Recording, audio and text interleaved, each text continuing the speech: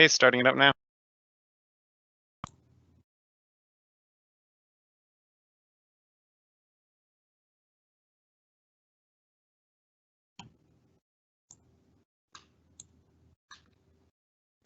Good morning. Let's get started. Welcome to the COVID-19 Manufacturing Recovery and Preparedness webinar series. This 45-minute program is being conducted live on Thursday, April 30th, 2020. I am Maddie Merton, Vice President of Business Retention Expansion of the Economic Development Board for Tacoma Pierce County.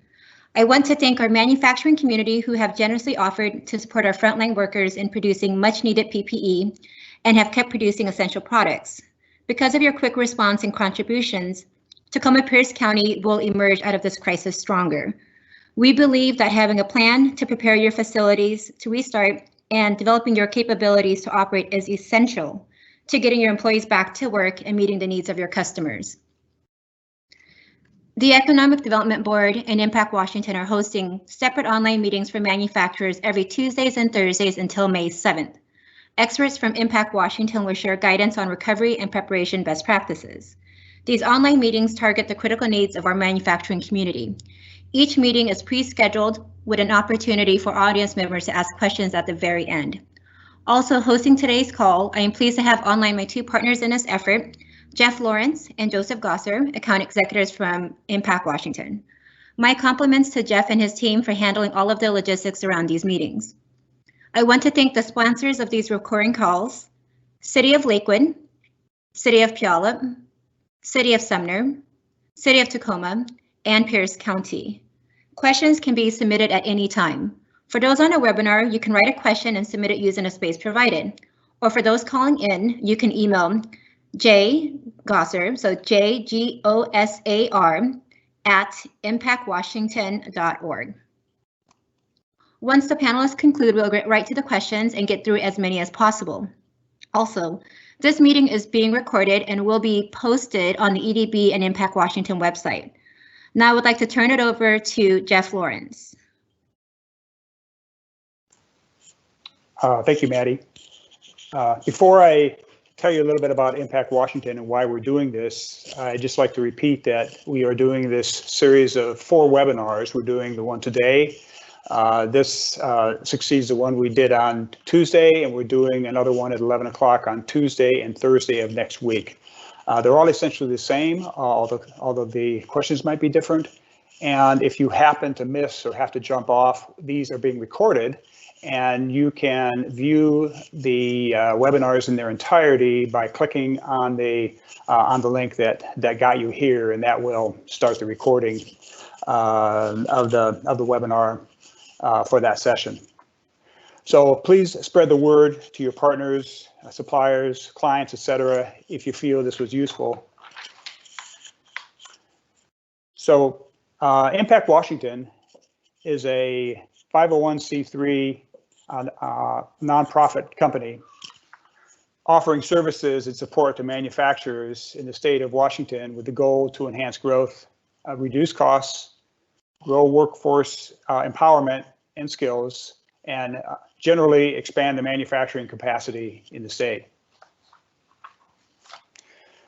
We are the Washington State Center of the Manufacturing Extension Partnership, a nationwide public-private partnership that supports small and medium-sized manufacturers in every state and Puerto Rico.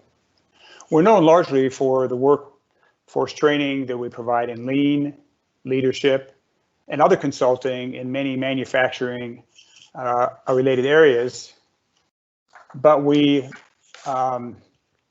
now partnering with our resource partners to provide this training in the COVID recovery. Our impacts since 1997, we're over 20 years old. We've helped the Washington State manufacturing community realize increased sales and revenue, new investments, created and retaining jobs, and cost savings. And these numbers are based upon third-party surveys that are conducted after each engagement with our clients. We all come from the manufacturing world as owners, executives, operations managers, engineers, engage with production operations. So we have dealt with many of the challenges our clients face and have real-time experience with the processes we help design and implement. So now we and our large network of resource partners are offering support to manufacturers in this time of uncertainty related to COVID-19, providing no-cost guidance on recovery preparedness for continuing or returning to operations. The EDB and our other partners in Pierce County are reaching out to the Pierce County manufacturing community to offer assistance to enable you to continue or return to work safely and with confidence. An overview of the presentation, we'll be talking about high-level steps for site compliance. We'll discuss briefly best practices and housekeeping recommendations that will be a part of these assessments that we're offering. An employer risk assessment, classifying worker exposure and implementing workforce controls, putting together an exposure risk decision matrix, and then we'll have time for Q&A at the end. And again, please spread the word with your colleagues, suppliers, customers, and other manufacturers who you think might be able to benefit from this information. The NIST MEP centers received some funding from the $2 trillion CARES Act for pandemic response. And this has been spread among the various MEP centers across the state. And we are utilizing this monies to do assessments for our manufacturing base here in the state, to assist manufacturers to safely and confidently continue operations or get back to work in this time of uncertainty. We have also to protect, first of all, the workforce, but also be sensitive to the needs of the manufacturers, owners, and managers who are in a lot of stress in this time as well. So this service will provide tools and advice using systematic procedures based on the best information available. There are 3 high-level steps for site compliance. First of all, reviewing existing procedures and commenting on facility best practices and housekeeping recommendation, conducting an employer risk assessment based on the position or area exposure, and then an implementation step, which is to work with employers to assist in implementation of workplace controls based upon the risk of exposure.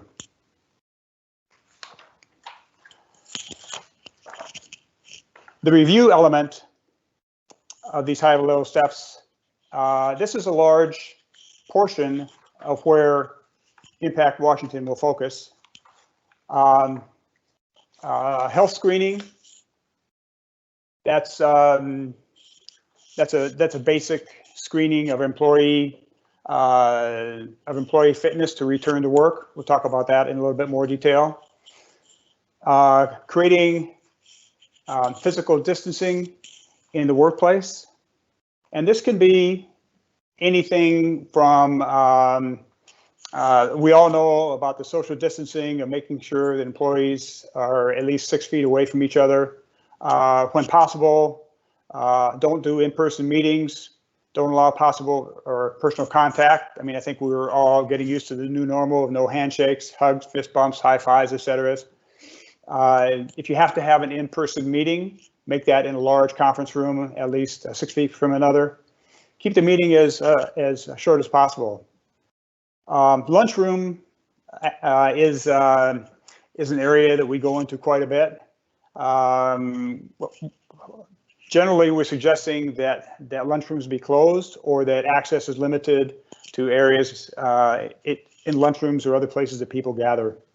And also limitation of the visitors and those who are allowed should be briefed on the procedures that are in place in the particular location and make sure that those are followed.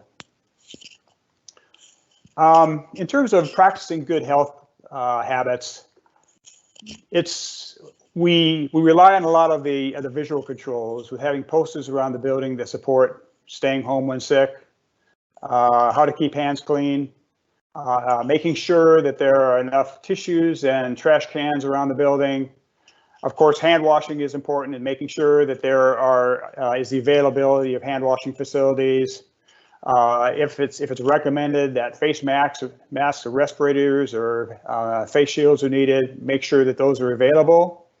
Providing gloves when requested, cleaning surfaces, and other common sense items.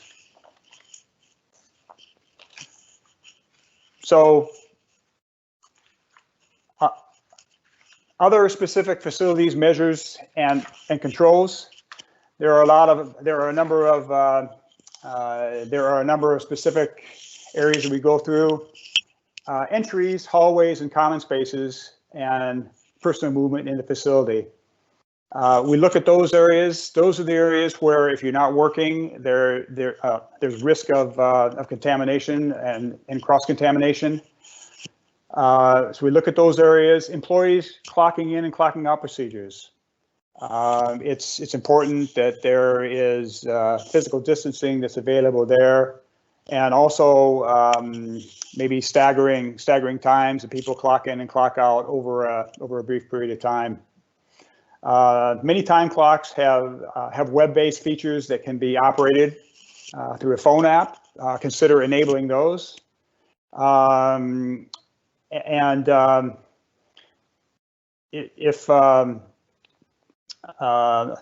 there are alternatives, to consider other inexpensive apps that employees could use to track time and submit to supervisors in these unusual times. Other places that are possible areas of transmission are locker rooms and procedures for entering and exiting production floors. If you have a laundry service, you should pay close attention to how that laundry service is done. Touching non-selected uniform clothing and hangers should be kept to a minimum. Keeping soiled uniforms separate from other clean uniforms. There are a number of things that you might not necessarily think about during normal times, but these are not normal times. There are other areas we talk about. Shift change risks. Staggered days, shift changes, breaks, and lunches to avoid grouping. It might not be a bad idea to, for a short period of time, order and operate porta potties with sinks for vendors, for truck drivers, shipping and receiving teams, maintenance teams, etc. There are a lot of common items that are often shared. For example, pens, Sharpies, that type of thing. You may want to have a sanitary or have a regular sanitation schedule for those items, and obviously make hand sanitizer available. Protocol for exchange of materials, documentation, product samples, etc. And then limit the exchange of files and paperwork to a minimum and avoid close contact. So there are a number of things. What we would do in our assessment is go through your protocol, your existing protocol, go over that, offer suggestions, perhaps take a walkthrough of your site virtually. There are apps that can be used, such as FaceTime, where there can be a really good idea gotten of what the working environment is. And then use some of that to be able to help to improve the SOPs and the procedures in a location. So I won't go into any more detail about that now, but that's the kind of detail that we'd be going into in an assessment with a client who's interested in this service. So to help employees determine appropriate precautions, OSHA has divided job tasks into 4 exposure levels: very high, high, medium, and lower. The very high and the high are likely related to healthcare and first responder professions, and most workers in manufacturing will likely fall in medium or lower exposure risk categories. OSHA looks at 3 code requirements for workplace safety. There's a general duty clause, which basically says that the employer has a duty to create a workplace free from risk and hazards to the degree possible. Bloodborne pathogens. This is written toward healthcare and other first responders primarily to prevent transfer of pathogens via bodily fluids. And PPE. Make sure that there's appropriate PPE available and used that's appropriate to the risks in the workplace. So the conduct portion of the review is to do a workplace evaluation on the basis of exposure risk for specific operation. Engineering controls. Engineering controls are such things as looking at ventilation rates. It might be advisable to increase the ventilation or change the ventilation rate, possibly install UV filters with a higher MERV rating. Consider implementing barriers to ensure 6 feet maximum or minimum separation. Review office and clerical work and make sure there are the proper protection in the office so that that there's not going to be exposure of office workers. Training employees to avoid touching one's face without being sanitized, and aids such as face masks, shields, gloves, or other physical precautions are advised if the role of the employee produces extended time or risk of occurring. Separate or segregate office staff, ideally limiting offices to only 1 person per office space if required on site, and follow 6-foot distancing practice. Also precautions such as gloves and sanitizers for those persons who go to the post office or bank on the extent of community transfer and the assessment of risk. Administrative controls. These administrative controls are a lot of the controls we're talking with the process and procedure. And then, of course, the PPE. Again, this is very important to have an analysis of the workplace exposure for each worker position, and to analyze and to make sure that appropriate PPE is supplied to all the workers so that they're able to have easy access, and that they're required to use the proper PPE for the position they're working in. So the next slide is an example that was put together, a very simple example of a workplace risk analysis form. This is for a hypothetical shear press operator. It basically explains the job duties of this person, classify the risk exposure level based on OSHA standards, then analyze what workplace controls are needed based upon the risk of exposure. In this example, engineering, there are none needed at this time. Administrative, social distancing, reinforcing good health habits, spacing in lunchrooms, or staggering lunch areas. Another thing that it's often done if there are communal pizzas brought in, or whatever. I mean, a lot of companies have done that for team building. Consider make those individual portions now, so that there's not an aggregation in that way, or the possible transmission. And in last example, PPE, no additional PPE required for this one. However, there are employees who may feel safer wearing a mask, and it's suggested that that's reviewed, and that all appropriate PPE and optional PPE is available for employees who want it. So next steps is the implement portion of the high-level steps for compliance, and that would be if there's interest on the part of our client companies to work with individual operations to work through the process. Each operation needs specific policies tailored for their particular location, and the risks relevant to their employees or those they might encounter during the work.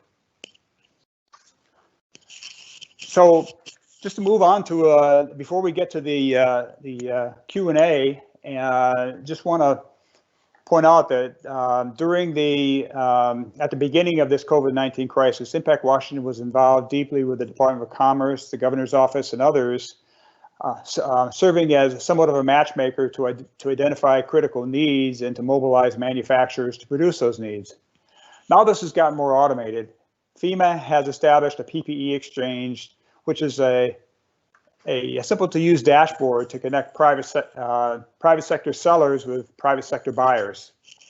The users enter their own information and update as needed. For those of you on the call via phone who cannot write this information down right now, this complete presentation is again being recorded, and you can get to it by just clicking on the link on the when you get back to your computer on the link that was sent out to access this, and you can see the entire recording with all the links, all the live links for you to get to this information. So this is FEMA is an easy one to connect with. It's actually pretty intuitive. If you have either PPE that you need or you have PPE you can provide, please go to this link and register.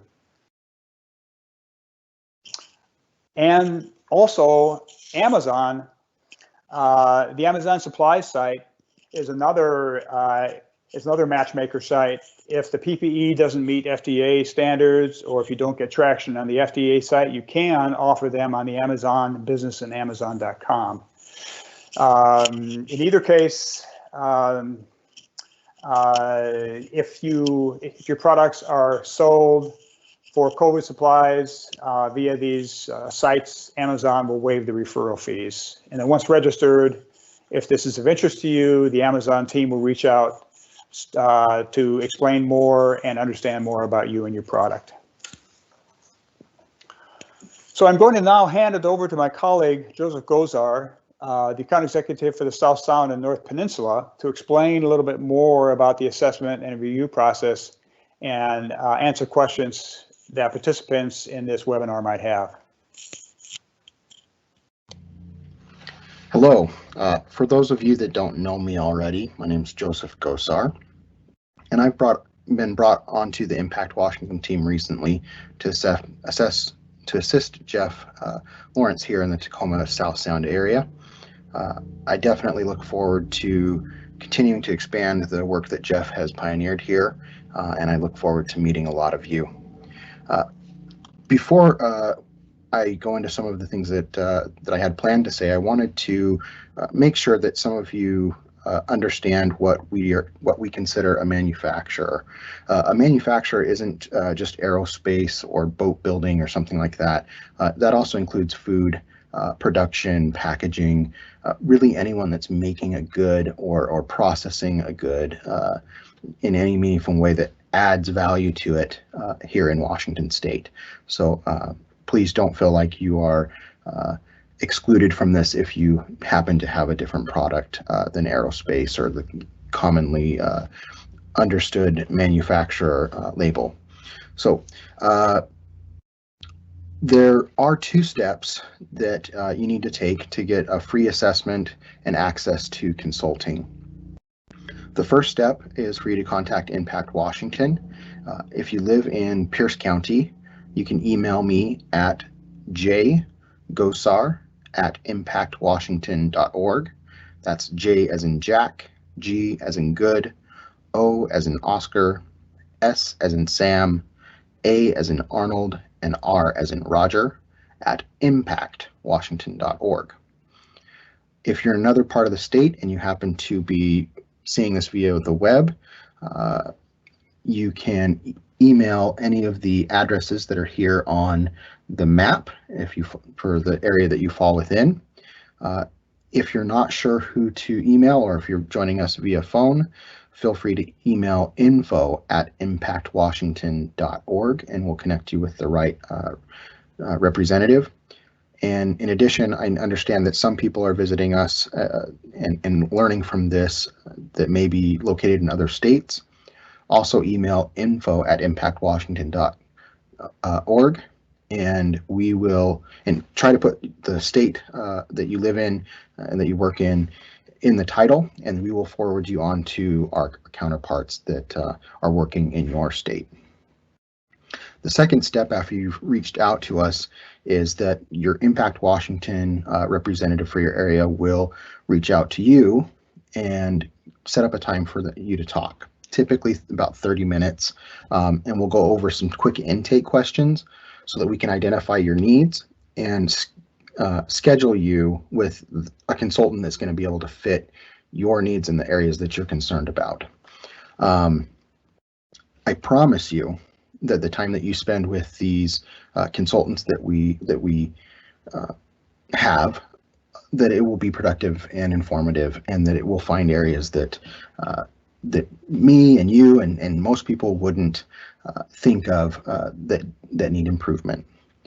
And I want to also stress right now again that access to these consultants is that access is free, and that has been paid for already by grants and other funds, so that we can help manufacturers here in Washington. The takeaways that you will get from these consultants: you will get a report from the consultant documenting your current risk levels, the efforts that you're taking now to mitigate those risks, and the planned and proposed improvements for the future. And this is really important because it gives you a document that shows that a third-party group has come in and worked with you and reviewed these things, both from a liability standpoint, but also in terms of your employees being able to show to them that, look, it's not just us that's coming up with these ideas. These are the best practices that we can find. Along with that documentation, you will also get a review and time to ask them follow-up questions and really access to them in the future as well if you need some quick answers to questions in the future as you run into different questions that you have. Before we open up to the question and answer section, I want to let you know how to access that. If you're online, you can move your mouse and there's a little icon with a question mark on it. You can go ahead and click on that and put in your questions.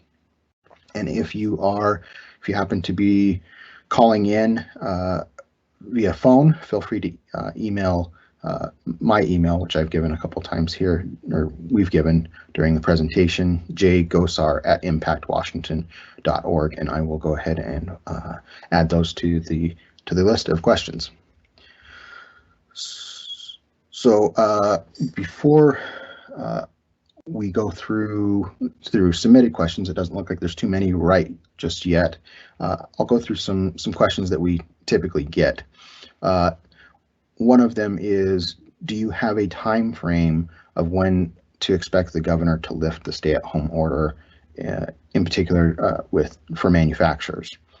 The answer is that the government has mentioned, or the governor has mentioned, that this process of bringing the economy back online is more like a dial and not so much a switch. We've seen several sectors, namely construction, that have submitted plans to the governor, outlining the areas that they are working on and the things that they're going to do to manage their risks. I will say that having this third-party review from via our consultants, that should go a long way towards convincing others that you are prepared to come back online. We encourage you to work with your trade associations on this, because that may be a way that you can present your ideas and your readiness to different government entities. If there ever were a certification or standard that you had to meet, our guess is that the third-party review that we're doing should prepare you for those requirements. A question that we get is, have you implemented this process with local manufacturers? Yes, we have, and it has really helped these companies. And I would say that along with the documentation and the verification that they're doing what they need to be doing, it's also brings them a lot of peace of mind. And I think that there's a big value there. How should we prepare to do an assessment? If you have a documentation that shows the procedures that you've done, any work that you've done, you can forward that to us ahead of time. And also, if you have any, if you could make a list of the different job occupations, different jobs types that you have within your building, that also helps as well. Question that we get a lot is, what does a consultant meeting look like? The first portion, typically a half hour or so, is a virtual tour around your facility. So during this process, the idea is that we will not be coming to you, that it would be virtual. The first portion, we look at your floor, look at the rooms, everything, so we have an idea and we can make informed follow-up questions and give you ideas that will actually fit with your building and your staff and your production flow. From there, we sit down with you and go through a long list of topics and questions, and we have a good discussion about what can be done to further mitigate risk. From there, the consultant spends time putting together documentation for you and with you a little bit separately outside of a meeting. And then there is a follow-up meeting to go over the write-up and the report and review additional questions and concerns. Typically, we can do this in about a half a day to a day. Again, that's the consultant's time. The time that you would actually spend helping and involved in this process would be much less. We have a, we had a question about vendor visitors who enter the facility that need enter the facility requires wearing masks. If the company that owns the facility should expect the vendor to provide their own masks. I would imagine that most vendors, especially if you talk to them ahead of time, would be willing to do that. I would add that if you feel that it needs to be a specific level of mask, that may be something that that you may want to have on hand in case it's needed. I would also add that there are a lot of ideas and good practices around and things that I frankly would have never thought of around helping to really mitigate and reduce the interaction between outside groups and your team. One example of that is a recent assessment that I sat in on. We actually found that there were three groups of risk level. There was the office staff, there was the production floor, and then there was the delivery team. The delivery team had the highest risk because they were going out to visit customers, and they have to carry things together, and they're in the truck together. So they were the highest. The manufacturing floor had the most people and closer quarters, so they were kind of more of a medium. And then the office staff were pretty well spread out if they were in the office at all. And so one of the things that and then there was also, on top of that, I guess, a fourth group was these outside vendors. And so one of the areas that the consultant came up with a plan was in regards to the restrooms. And so one restroom they designated as for the office staff if they need it. One restroom was for the production staff. And then they put a porta potty outside that's designated for the delivery staff, and they put another one in case a third-party trucker or vendor needed to use the restroom. And they had also designated certain areas where a vendor could drop things off and not interact with the staff, and where even their own delivery team can pick up the items that they need and not interact with the manufacturing staff. So again, a lot of solutions that I wouldn't have thought of, and that even these very well prepared, very thoughtful business owners wouldn't have thought of on their own.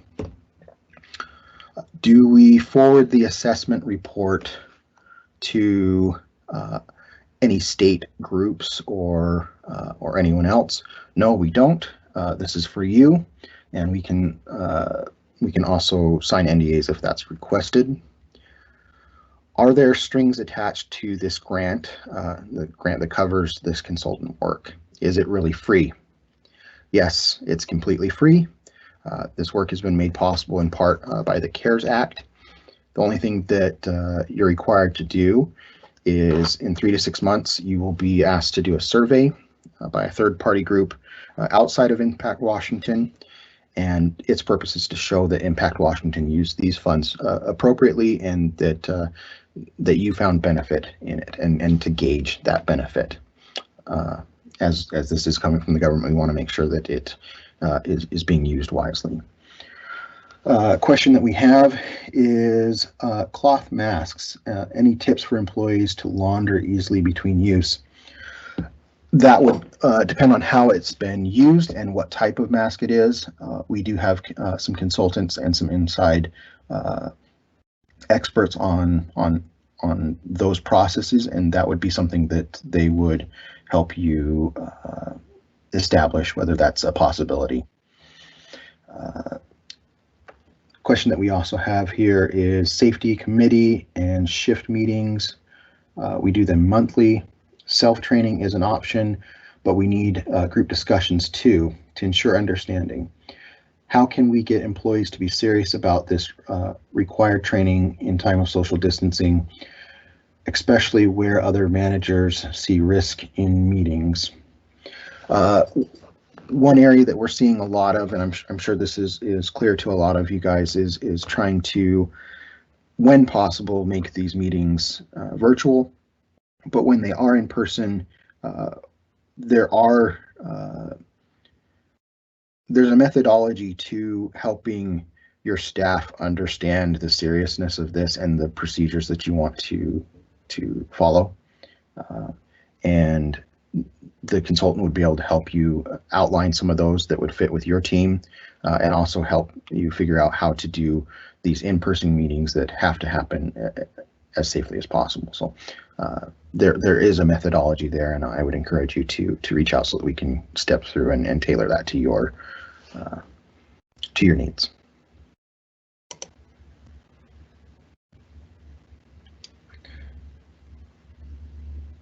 And at this time, I believe we've gone through the questions here.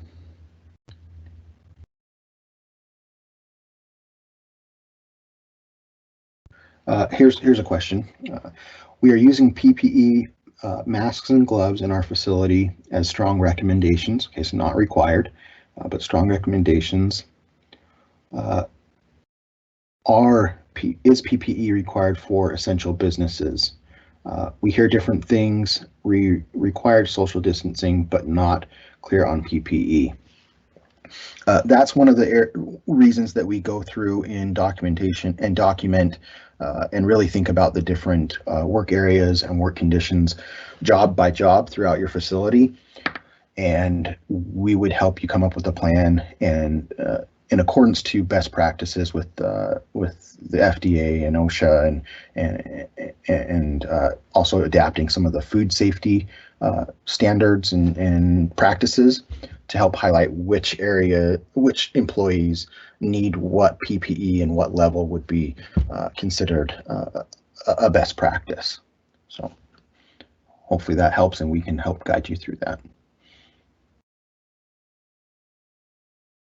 All right, got two more. Our janitor uses the disinfectant supplies and understands SDS. Now others want to clean high-touch surface areas. They normally don't use janitorial supplies. Sorry, I lost it here. Okay. I caution to read all directions and containers on the SDS first. Employees well-meaning, but where do we draw the line on what chemicals they can use? If that is a concern, we would probably connect you with one of our internal people that specializes in, he's actually a chemist and works a lot with food safety and chemicals in relation to that, to ask some of those questions to see if there would be something that may be safer to limit that risk. We would also help you come up and think of ideas to promote proper training and rules and help your staff understand clearly that line of what they can and can't use, and how to instill that into your staff, and possibly even come up with some engineering solutions in terms of actual physical access to the different cleaning agents. Good question here that just came in. Are you able to conduct the assessment if the facility is operating? Yes, 100%.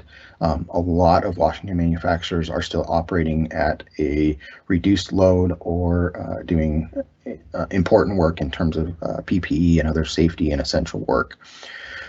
Yeah, because this assessment is done virtually, and we do that initial tour of the facility virtually,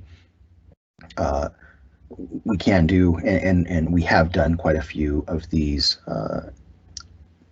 active production projects. I would also say that in some ways it makes it a little easier when we can see the flow and we can see the workspaces and the people in it, but that's not obviously